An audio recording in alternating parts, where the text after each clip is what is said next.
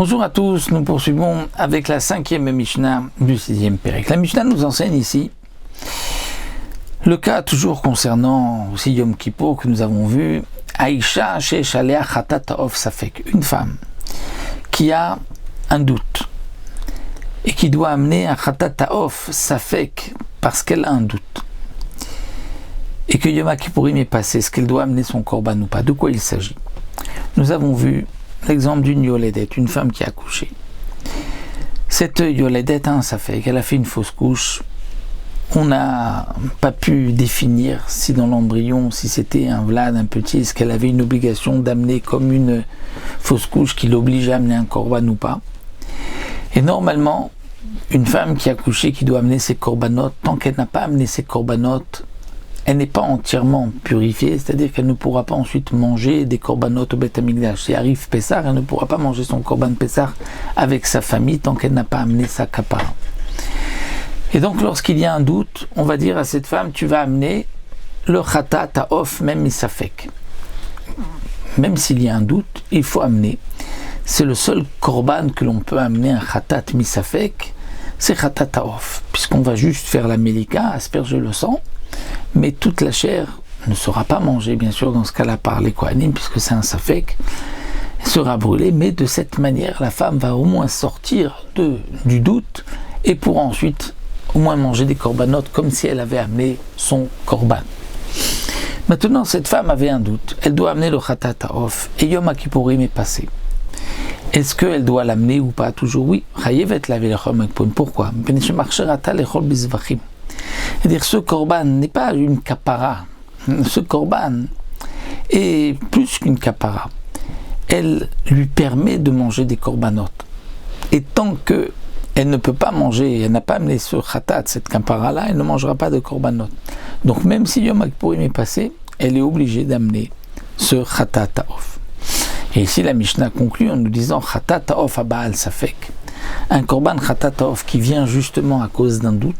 Elle a un doute, est-ce qu'elle a accouché ou pas d'un embryon qui avait une forme humaine ou pas, comme nous l'avons déjà vu donc dans le début de la Masechet. Elle amène donc son chatat ha'of, mais im mishenim leka, on a fait la melika, et nodala, et ensuite on vient lui dire qu'elle n'a pas besoin d'amener de korban. Justement, le Rav qui a examiné l'embryon dit non, il n'y a plus de question. Il n'y avait pas donc de vlad, de forme humaine, elle n'a pas besoin d'amener de korban. Qu'est-ce qu'on fait maintenant de l'oiseau? Arézot yekaver. Cet oiseau va être enterré.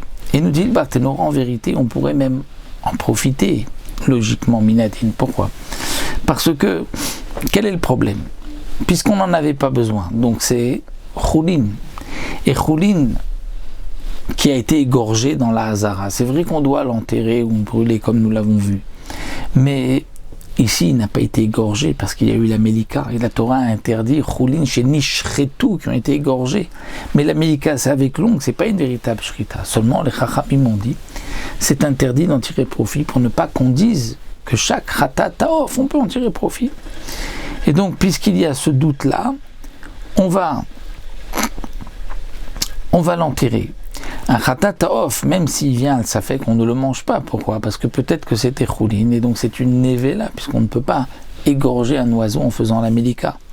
Donc c'est vrai qu'on l'amène parce qu'on dit peut-être que c'est un besoin et qu'il faut, pour qu'elle puisse avoir sa kapara, donc il faut faire la melika. Mais donc, d'un côté, je ne peux pas le donner à manger à un Kohen, parce que peut-être qu'on n'en a pas besoin, et donc c'est une nevela, et le Kohen n'a pas le droit d'en manger. Et donc, à cause que ce chatat ha'of doit être donc aussi brûlé, ne pourra pas être mangé, donc à cause de ça, on a dit que même dans le cas où tu apprends que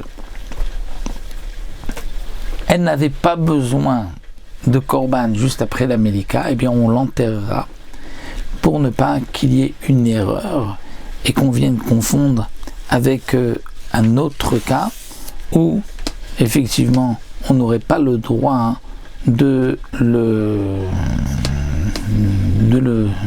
consommer. Et donc pour ne pas qu'il y ait cette erreur là, les Chachamim ont interdit donc de le consommer et il sera donc enterré comme nous l'avons vu.